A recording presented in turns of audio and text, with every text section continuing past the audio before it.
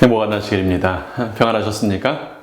쉬운 요한계시록 6번째 시간, 7교회 계시를 3번째 보는 마지막 시간입니다. 에베소, 서머나, 버가모, 두아디라, 네 교회에 나타나시는 예수님의 모습과 각 형편과 상황에 따른 칭찬과 경고의 기별을 우리 지난 2시간 동안 함께 살폈습니다.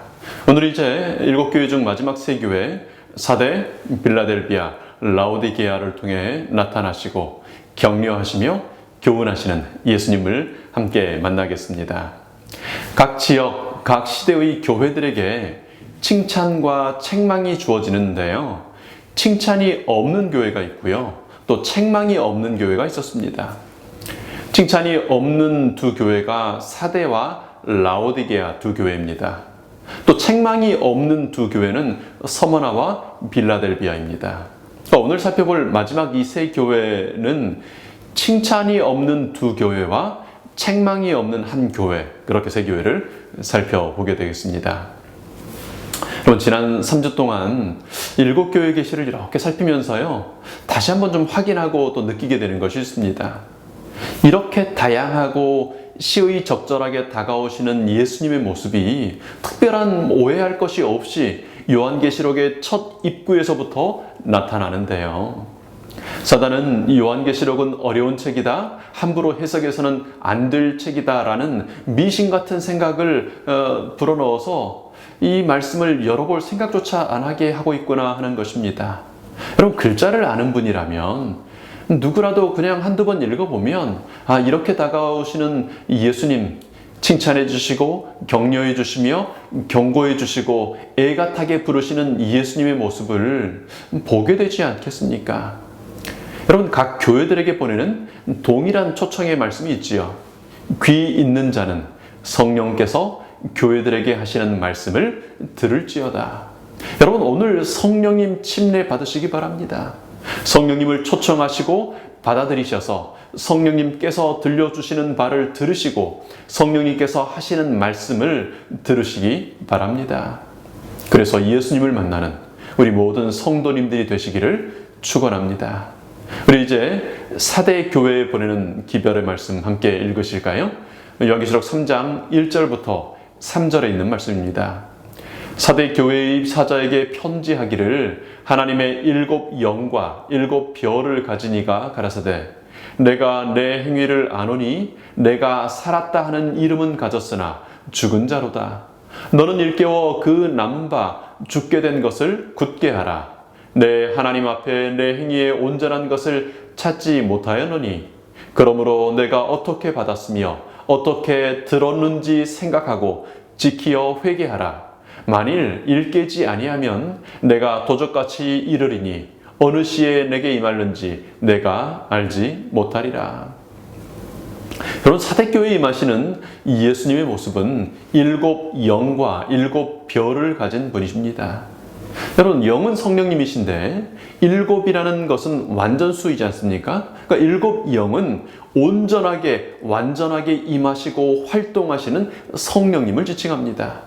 7 별은 교회를 섬기는 지도자들을 가리키는 것이라고 요한계시록 1장에서 스스로 그렇게 해석을 했었지 않습니까? 예수님은 성령님의 온전하신 활동을 통해 교회들을 돌보실 뿐 아니라 그 교회의 지도자들을 붙잡고 계시는 분이십니다.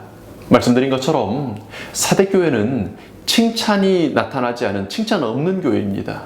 칭찬할 것이 없는 위태로운 교회처럼 보일 때에도 예수님은 그 교회의 지도자들과 성도들을 포기하지 않으시고 온전히 완전하게 붙잡고 계시는 것입니다. 사대라고 하는 도시는 로마의 우편도로에서 두아디라와 빌라델비아 사이에 있었는데요. 해발 2000m 아주 높은 고원에 망대처럼 우뚝 높이 솟아있는 그런 성체 도시였습니다. 이 도시의 양쪽은요, 낭떠러지 절벽이에요. 성의 입구도 산맥을 깎아지른 아주 절벽이 있는 가파른 곳에 있어서 경사도 심하고 아주 험준한 곳입니다. 그리고 그 높은 곳에서는 이제 돌로 쌓은 견고한 성벽이 있는 것입니다. 난공불락이라고 하죠. 침공하기가 거의 불가능할 것 같이 어려운 요새였습니다. 또한 성체 앞에는요, 팍툴룩스 강이라고 하는 강이 흘렀는데 이 강의 모래는 금을 포함한 사금이어서 그것으로 사대가 아주 부유하게 되었습니다. 부유하고요, 견고한 성체를 가진 사대. 그래서 자기들은 절대적으로 안전하다고 믿는 그런 도시였습니다. 그런데 그런 과신 때문에 두 번이나 크게 멸망을 경험했던 도시이기도 합니다. 첫 번째 멸망은 BC 459년 고레스 왕에 의해서 침략을 당한 것입니다. 페르시아에 잘 알려진 고레스 왕이 리디아 왕 크레수스를 침략했을 때 리디아군은 퇴각하다가 이 사대 성을 보루 삼아서 숨어버립니다. 아무리 고레스의 대군이라 해도 침략할 방법이 없었어요. 그런데 어느 날 사대의 병사 한 명이 위에서 투구를 떨어뜨려서 주우러 내려오는 것을 히에라아데스라고 하는 병사가 발견합니다. 히에라아데스가 낮에 봤던 그 병사가 올라가던 절벽 틈을 따라서 올라가 봤더니 비밀 통로가 나오는 것입니다. 그리고 비밀 통로로 올라가 보니까요, 초소에 보초병이 한 명도 없는 것을 발견했습니다. 페르시아 군대는 그 비밀 통로를 통해 아무런 저항도 받지 않고 사대를 점령할 수 있었습니다. 사대 성의 견고함을 과신하여 보초병 하나 세우지 않다가 힘없이 무너진 것입니다. 두 번째 침략은 BC 218년 안티오커스 왕이 사대를 점령할 때였습니다. 안티오커스 왕은 견고한 사대를 공격할 방법을 찾지 못하고 1년 동안이나 성을 포위만 한 채로 그저 그렇게 거기 있을 수밖에 없었어요. 근데 고레스 왕 때처럼 어떻게 그렇게 할 수 있지 않을까 하고 비밀 통로를 계속 찾다가 찾아서 올라가게 되었습니다. 여러분, 위에서요, 그 좁은 이 통로에, 가파른 통로에 병사가 두세 명만 있어서 화살을 쏘든 돌을 굴리든 하면 침입이 불가능한 아주 가파른 곳이었어요. 그런데 그날도 역시 파수하는 보초병이 한 명도 없었습니다.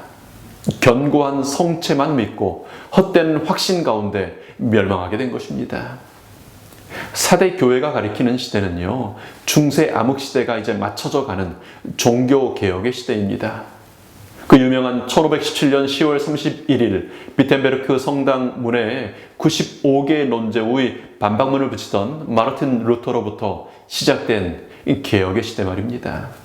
스위스의 츠빙글리는 루터보다 더 강한 개혁을 일으켰습니다. 프랑스에서도요, 핍박 속에서 개혁의 바람이 전국을 뒤흔들었습니다. 영국을 흔들어 깨운 웨슬레 형제의 개혁운동이 있었습니다. 중세 암흑시대의 긴 밤이 깨이는 종교개혁의 불길이 여기저기에서 뜨겁게 일어났습니다. 종교개혁의 세 가지 유명한 기치가 있는데, 오직 성경으로, 오직 믿음으로, 오직 은혜로라는 아름다운 패치프레이즈를 내걸고요.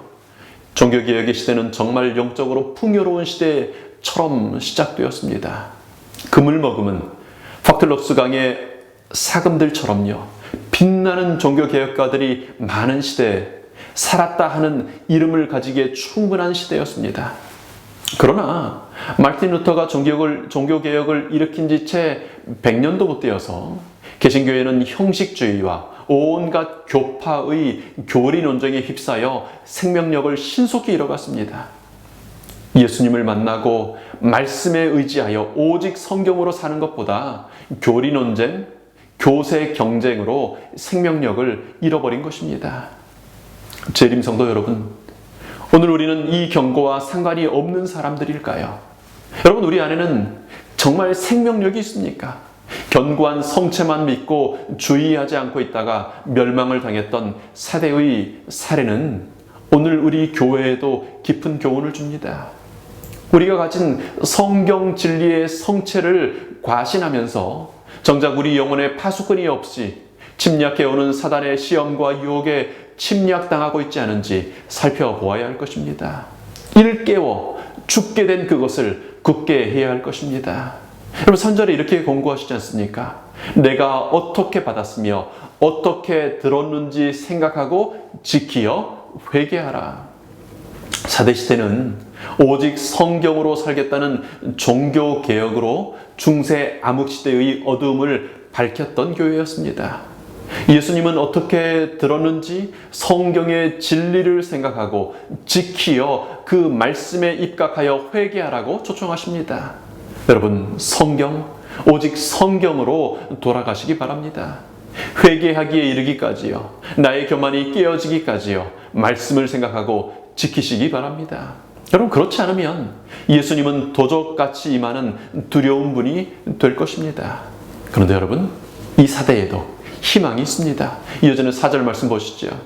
그러나 사대에 그 옷을 더럽히지 아니한 자 면멍이 내게 있어 흰 옷을 입고 나와 함께 다니리니 그들은 합당한 자인 연고라.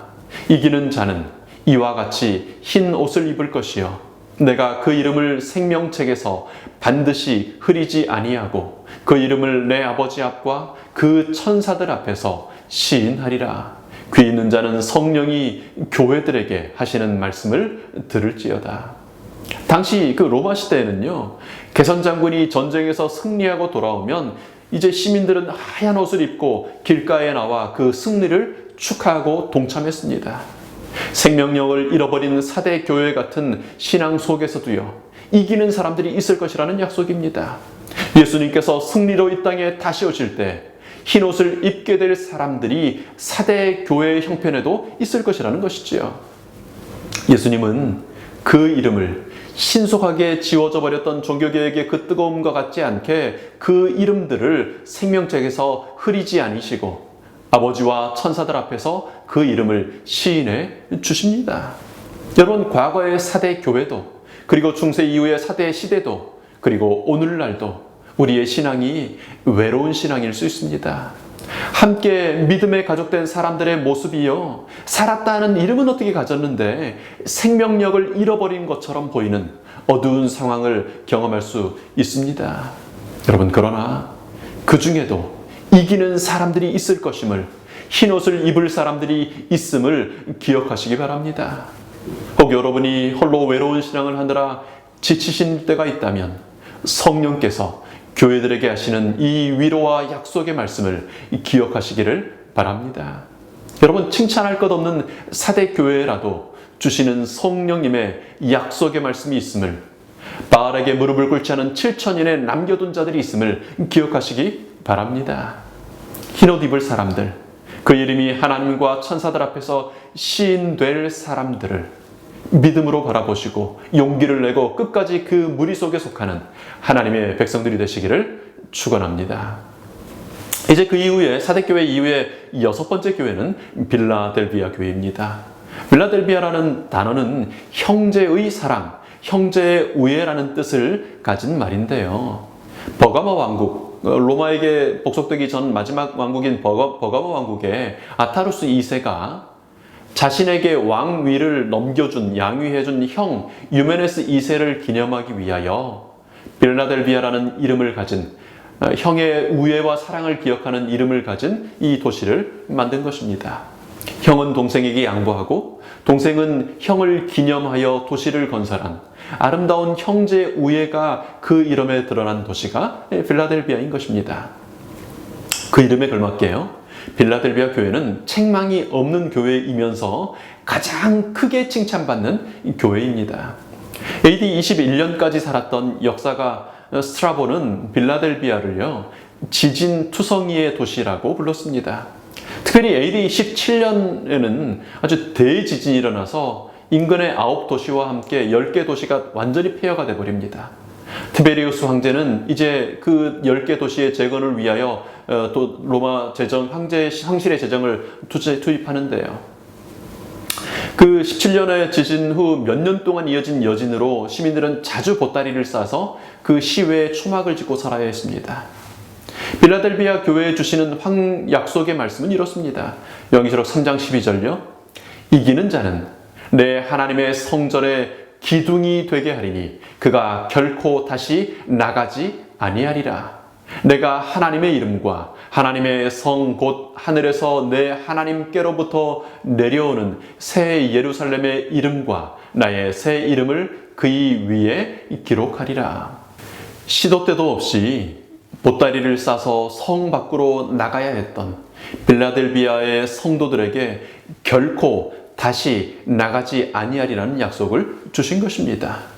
지진으로 다 무너져 버리고 폐허가 되어버린 그 무너진 중에도요, 무너지지 않고 우뚝 서 있는 견고한 기둥처럼 하나님의 성전에서 기둥이 되어 결코 나가지 않게 되겠다는 것입니다.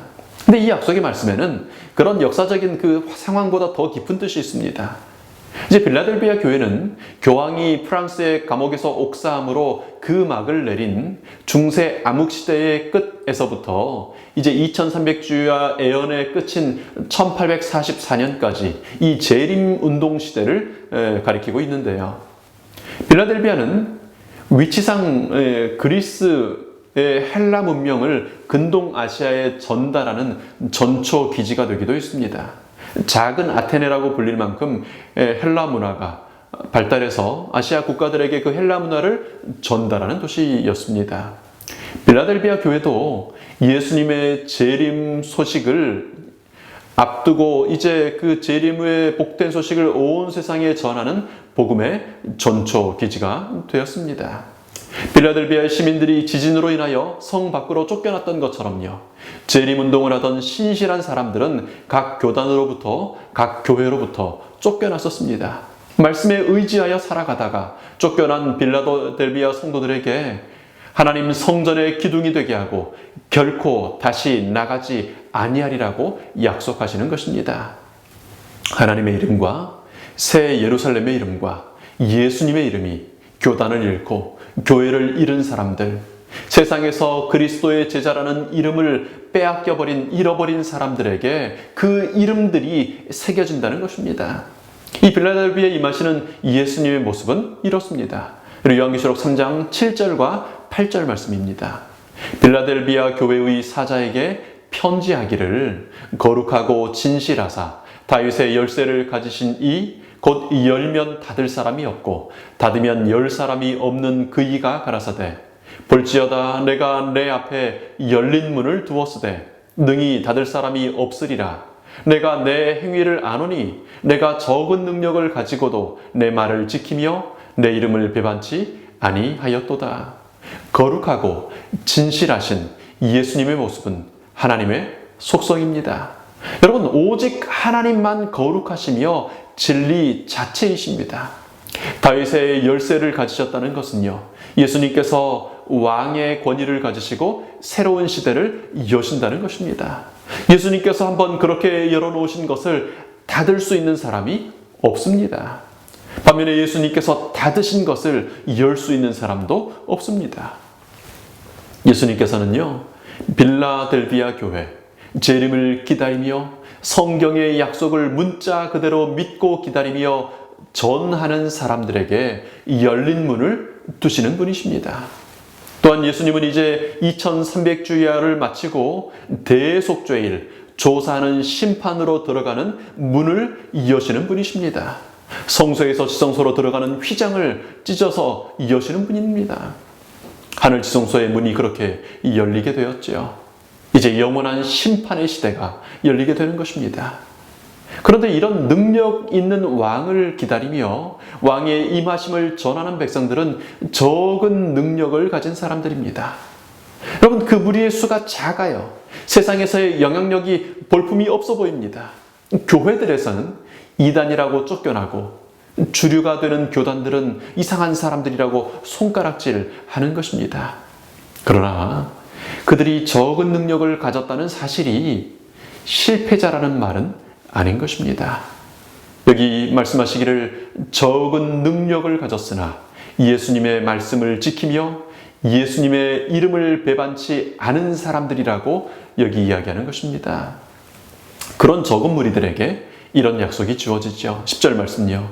내가 나의 인내의 말씀을 지켰은즉 내가 또한 너를 지키어 시험의 때를 면하게 하리니 이는 장차 온 세상에 임하여 땅에 거하는 자들을 시험할 때라. 여러분, 재림을 기다리는 사람들은요, 규모로 일하는 사람들이 아닙니다.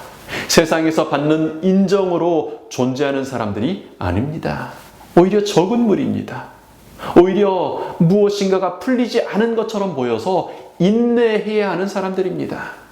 그러나 아무리 세상에서 작고 인정받지 못하는 것처럼 보일지라도 예수님의 말씀을 지키며 인내의 말씀을 지키는 사람들입니다. 여러분, 그래서 세상이 지켜주지 않기 때문에 누가 지켜주세요? 예수님께서 지켜주시는 사람들인 것입니다.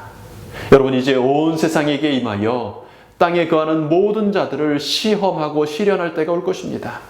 그러나 재림을 기다리며 준비하는 사람들은 그 시험의 때를, 그 시련의 때를 면하게 될 것이라고 약속하셨습니다. 마치 이집트에서 하나님의 백성들이, 거센 땅에 거했던 하나님의 백성들이 그 일부의 시험을 면했던 것처럼요. 재림의 소망을 가진 사람들은 인내를 가져야 하는 사람들입니다. 여러분, 곧 오신다고 믿었던 예수님의 지체하심을 기다려야 하는 사람들인 것입니다. 인내의 말씀을 지키는 사람들입니다. 여러분, 그러나 그 인내가 아주 오랫도록 지속되지는 않을 것입니다. 예수님께서 이렇게 약속하시기 때문입니다. 내가 속히 임하리니 내가 가진 것을 굳게 잡아 아무나 내 면류관을 빼앗지 못하게 하라. 예수님의 다시 오심을 기다리며 사모하는 재림 성도 여러분, 예수님께서 속히 임하십니다. 비록 더딘 것 같고 인내가 요구되는 시간들이 흘러만 가는 것 같지만 속히 다시 오시는 것입니다. 여러분, 그러니 이왕에 가진 믿음과 소망을 굳게 잡으시기 바랍니다. 세상에서 기다리는 그 세상에 익숙해지고 적응해서 생명의 면류관을 빼앗기지 않게 되기를 바랍니다. 예수님께서 곧 다시 오셔서 주실 여러분의 면류관을 빼앗기지 않는 참으로 재림을 기다리는 재림 성도들이 되시기를 축원합니다. 이제 마지막 7번째 교회, 칭찬이 없는 라오디게아 교회를 살펴보겠습니다. 라오디게아라고 하는 이 도시 혹은 교회의 이름의 뜻은요, 의로운 백성 혹은 백성을 심판하다입니다. 아니, 칭찬을 받지 못할 교회가 무슨 의로운 백성인가 싶지만요, 여러분, 어느 때보다 그리스도의 의가 필요한 시대를 지칭하기에 적합한 용어이지 않나 싶습니다. 정말 의로운 백성이 필요할 때이지요. 또한 백성을 심판하는 시대이기도 합니다. 역사적으로 라오디게아는요, 소아시아의 무역의 중심지였어요. 부르기아산 안약 제조로 아주 유명했습니다. 의학이 발달하여 의과대학이 또 아주 유명했어요. 그 지역에는 엄청난 수의 검은 양떼가 사육돼 가지고요, 이 검은 양떼 털로 만든 고급 옷감, 또 카펫의 원재료가 되는 검은 양모로 엄청난 부를 누렸습니다. 무역에서 얻은 재물을 통하여 금과 은을 끌어모아서 은행 제도가 발달한 덕에 금융의 중심지가 되기도 했습니다. AD 60년에 강력한 지진으로 인근의 도시들과 함께 파괴가 되었어요. 그래서 황제가 또 재건을 위한 지원을 약속합니다. 그때 라오디게아가 그렇게 하죠. 우리의 부가 충분하니 우리의 부로 우리의 도시를 재건할 수 있으니 황제의 도움은 필요하지 않습니다. 그렇게 거절을 합니다. 그렇게 모든 것이 풍족했던 라오디게아인데요, 딱 한 가지 부족한 게 있는데 물이었습니다. 그래서 인근 도시인 히에라볼리에서 수로를 만들어 가지고요, 물을 끌어다 썼습니다. 그런데 이 히에라볼리는 지진이 많이 나는 그런 지역이라서 화산 운동이 많은 곳이어서 물이 아주 뜨거운 온천물이었어요. 10km나 되는 수로를 통해서 히에라볼리에서 라오디게아로 오면요, 그 물이 미지근해지는 것입니다. 근데 미지근한데 이게 또 일반 물이 아니라 유황물이에요. 그러니 그것을 미지근한 유황물을 마시는 사람은 자주 구토를 하게 되었습니다. 라오디게아 교회는요, 칭찬이 없고 이런 책망만 받고 있죠. 3장 15절 말씀요, 내가 내 행위를 아노니 내가 차지도 아니하고 더웁지도 아니하도다. 내가 차든지 더웁든지 하기를 원하노라. 내가 이같이 미지근하여 더웁지도 아니하고 차지도 아니하니 내 입에서 너를 토하여 내치리라. 내가 말하기를 나는 부자라 부요하여 부족한 것이 없다 하나 내 가련한 것, 공고한 것과 가련한 것과 가난한 것과 눈먼 것과 벌거벗은 것을 알지 못하도다. 라오디게아 교회는 니골라당의 오류나 자칭 유대인이라 하는 회당의 이단성을 가진 것이 아닙니다. 교회는 교리적으로도 별 문제가 없는 것 같고요, 그렇다고 특별한 무슨 악을 행하는 것으로 지적을 받지도 않습니다. 별 문제 없는 것 같아요. 그런데요, 미지근한 것입니다. 뜨겁지 못한 것입니다. 하늘의 왕께서 도와주시겠다고 해도 우리가 가진 부로 충분하다고 하늘 왕의 도우심을 거절하는 교회입니다. 곤고하고 가련하고 가난하고 눈멀고 벌거벗었는데요, 내게 충분히 있다고 얘기하는 것입니다. 우리에게는 의과 대학이 있다고요, 유명한 안약이 있다고요, 거급스러운 검은 양모가 있다는 것입니다. 부족함이 없으니 왕의 도움 필요 없다는 것입니다. 그러나 예수님은 이렇게 권고하십니다. 18절 말씀이요, 내가 너를 권하노니 내게서 불로 연단한 금을 사서 부요하게 하고 흰 옷을 사서 입어 벌거벗은 수치를 보이지 않게 하고 안약을 사서 눈에 발라 보게 하라. 여러분, 일반적으로 금은 아주 뜨거운 불과 독한 시약으로 연단되어야 하는데요, 라오디게아 시대는 핍박이 없으므로 믿음과 품성이 연단되지 않는 시대입니다.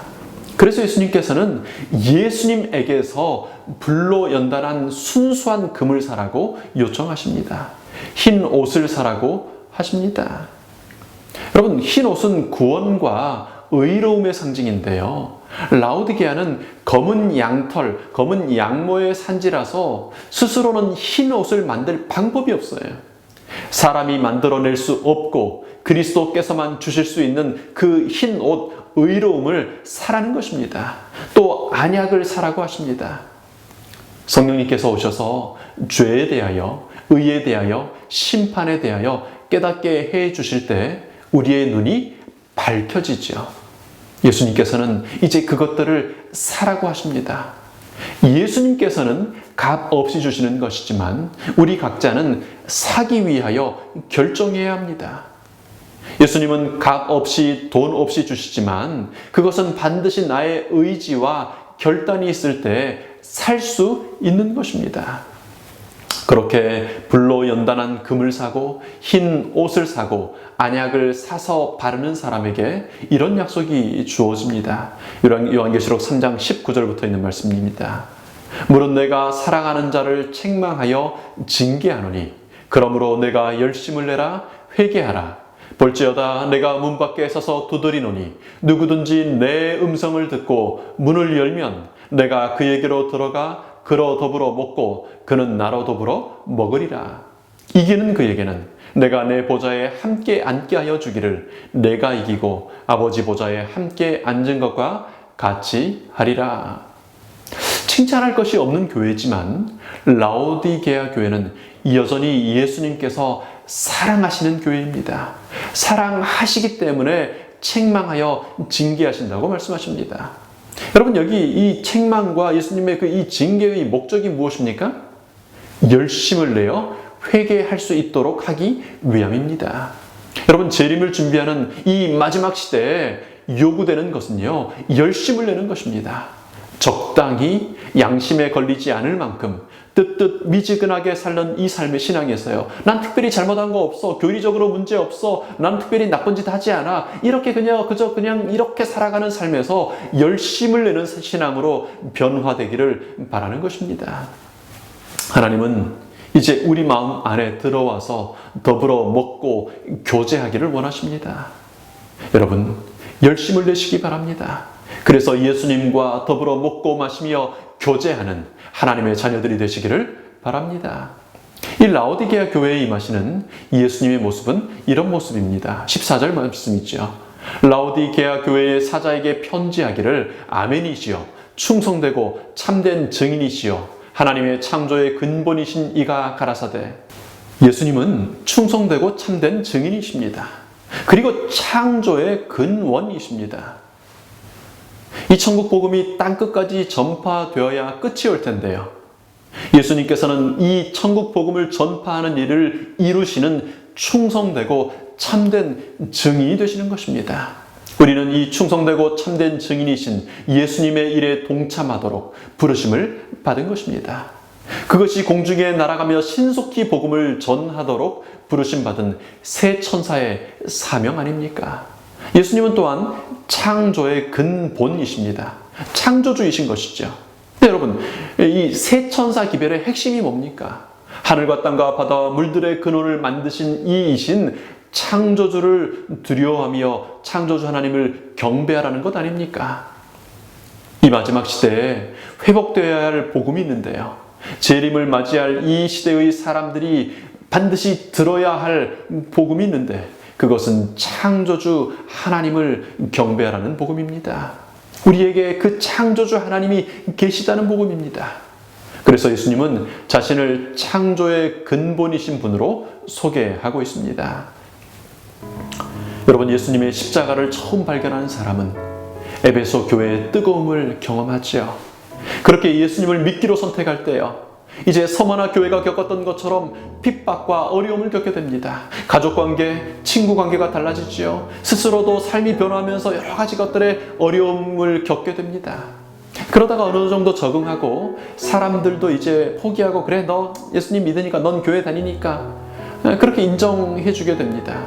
시련이 사라진 신앙생활은 이제 버가모 교회처럼 타협과 안주에 빠지기 쉽습니다. 두아디라 교회처럼요, 깊은 영적인 암흑에 들어갈 수도 있습니다. 사대 교회처럼 살았다 하는 이름은 있으나 죽은 자가 되어 칭찬할 구석이 없는 신앙을 하게 될 수도 있습니다. 그러나 그런 삶 속에서도 재림의 소망, 다시 오실 예수님을 바라보며 간절히 사모하는 삶을 살 때 우리는 이제 칭찬하실 만할 빌라델비아 교회의 신앙으로 회복될 수 있습니다. 이제 이 마지막 시대에 무엇보다도 우리가 주의해야 할 것은 특별한 잘못은 없는 것처럼 보이지만 열심과 뜨거움을 잃어버린 라오디게아의 뜨뜻미지근함에 빠지는 것일 것입니다. 일곱 교회의 기별은 이렇게 우리 각자의 삶, 우리 교회의 현재의 모습에서 다양한 모습들이 반복되어 나타날 수 있습니다. 예수님은 우리의 때에 따라 형편과 필요를 따라 나타나시고 우리를 인도하시는 사랑과 지혜가 많으신 하나님이십니다. 일곱 촛대 사이를 부지런히 거니시며 그 일곱 별을 손에 쥐고 붙드시는 분이십니다. 오늘 여러분의 신앙이 어떤 교회의 모습이든 예수님은 여러분 곁을 떠나지 않으신다는 사실을 기억하시기 바랍니다. 오늘 여러분에게 가장 필요한 권면과 칭찬으로 여러분을 붙들고 계시다는 사실을 기억하시기 바랍니다. 그러므로 오늘 성령 하나님께서 다양한 형편의 사람들에게, 교회들에게 하시는 말씀을 들으시기 바랍니다. 말씀을 들으실 때 마음의 문을 여시고 예수님을 맞아 들으시기 바랍니다. 그래서 예수님과 함께 먹고 마시는 산 교제로 힘을 얻는 하나님의 자녀들이 되시기를 축원합니다. 이제 우리 개인적으로 잠시 기도하는 시간을 갖겠습니다.